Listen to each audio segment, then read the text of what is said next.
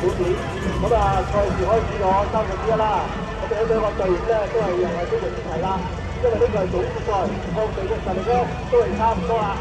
咁而家睇翻落去咧就藍色旗嘅同埋呢個綠色旗嘅就稍為有少少優勢啦。咁啊，藍色旗嘅就係17號贏喎。海能達先鋒龍舟隊。綠色旗嘅就係李小龍體育會對兩隊咧競爭得非常之激烈。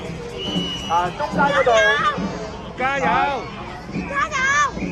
青色旗嘅都追得好近啦，沙田浸信會話小巨龍咧都一路咁追得出嚟啊，暫時都未知呢隊咧係有啲優勢。咁有4條龍船咧一路咁樣去到終點嗰度對話，而家望埋去仲有幾十米嘅時候，係2號同埋7號之間啦，2號同埋7號，睇下呢兩隊可以攞冠軍啦。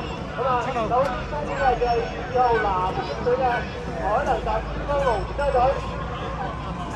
恭喜晒！哇，呢隊真係好犀利啊！自由人嘅。